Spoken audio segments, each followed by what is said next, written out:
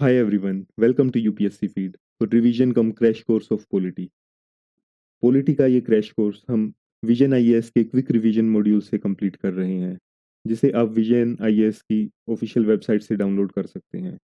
Also अगर आपको highlighted PDF चाहिए तो लिंक डिस्क्रिप्शन में है।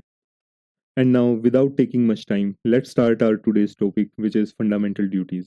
हमारा कॉन्स्टिट्यूशन कुछ राइट्स प्रोवाइड करता है to citizens and non citizens as well, जो एम्पावर करता है against the arbitrary action of a state.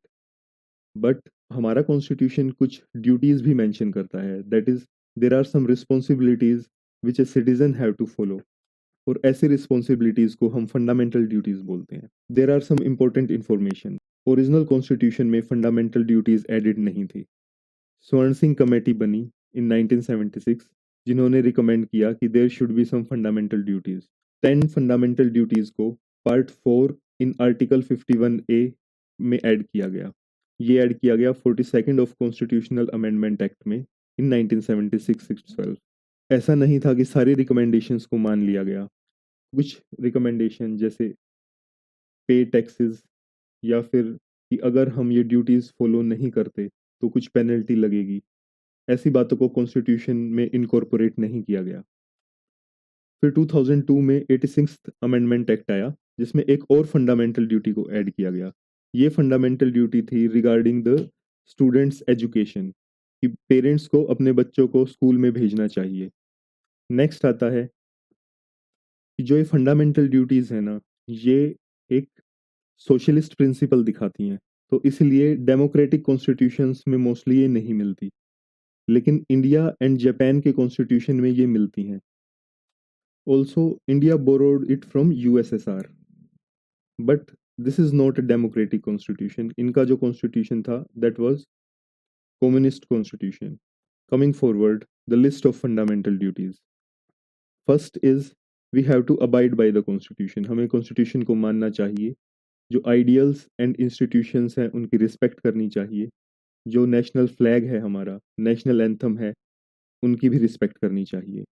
Second आता है जो हमारे नोबल आइडियल्स हैं, जिन्होंने नेशनल फ्रीडम स्ट्रगल के लिए इंस्पायर किया, उन्हें हमें चेरिश करना चाहिए, उन्हें मानना चाहिए। थर्ड आता है कि हमें अपने sovereignty, unity and integrity of India को प्रोटेक्ट करना चाहिए। सोवरेनिटी का मतलब है कि our government is totally independent. वो हमारे डिसीजंस हम खुद ले सकते हैं in the national interest. Next point is that we have to defend the country, और अगर नेशनल सर्विस के लिए हमें बुलाया जाए तो हमें जाना होगा। नेक्स्ट पॉइंट है कि हमें भाईचारे को प्रमोट करना होगा, और विमेन की डिग्निटी के अगेंस्ट हमें कोई भी प्रैक्टिस नहीं करनी है। Next is to value and preserve the rich heritage. हमारा जो कल्चर है उसके रिच हेरिटेज का हमें ध्यान रखना है। नेक्स्ट इज जो नेशनल एनवायरनमेंट है, जैसे कि फॉरेस्ट हो गए, लेक्स हो गए, रिवर, वाइल्ड लाइफ सेंचुरी, इन सबको हमें प्रोटेक्ट करना है।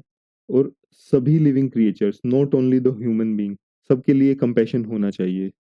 नेक्स्ट आता है कि साइंटिफिक टेम्पर डेवलप करना चाहिए, हमें ह्यूमनिज्म डेवलप होनी चाहिए, कि हमेशा ही एक स्पिरिट ऑफ इंक्वायरी और रिफॉर्म ये रहनी चाहिए, कि कुछ भी अगर हो रहा है तो ऐसा क्यों हो रहा है, क्या हम इसमें कुछ इम्प्रूव कर सकते हैं, ऐसा हमें सोचना चाहिए। नेक्स्ट आता है to safeguard the public property, और वॉयलेंस को हमें कम करना है। कि मोस्टली हम देखते हैं कि जब भी कोई वॉयलेंस होती है तो उसमें हम पब्लिक प्रॉपर्टी को तोड़ देते हैं, ऐसा हमें नहीं करना है। नेक्स्ट पॉइंट आता है टुवर्ड्स द एक्सीलेंस, हमें जाना है in all the spheres of individual और कलेक्टिवली एज वेल, तभी अपनी कंट्री कॉन्स्टेंटली राइज कर पाएगी। लास्ट फंडामेंटल ड्यूटी हमने 86th कॉन्स्टिट्यूशनल अमेंडमेंट एक्ट 2002 में ऐड की। ये पेरेंट्स के लिए है कि उन्हें बच्चों को स्कूल में भेजना चाहिए जिनकी एज 6 से 14 साल के बीच में है। Coming to the features of fundamental duties, first feature is कि जो ड्यूटीज हैं वो कुछ तो मोरल ड्यूटीज हैं, बाकी सिविक ड्यूटीज हैं।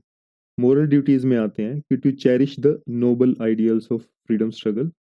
और अगर हम बात करें सिविक ड्यूटी, तो जैसे कि रिस्पेक्ट करनी है हमें कॉन्स्टिट्यूशन की, नेशनल फ्लैग की, नेशनल एंथम की, ये सब सिविक ड्यूटी में आएगा। सेकंड पॉइंट इज कि जो फंडामेंटल ड्यूटीज हैं they are confined only for the citizens. Next is जैसे कि हमारे डीपीएसपीज हैं, on the similar line fundamental duties are also non justiciable. लेकिन जो हमारी पार्लियामेंट है वो फ्री है कुछ लेजिस्लेशन बना के इन्हें इम्प्लीमेंट करने की।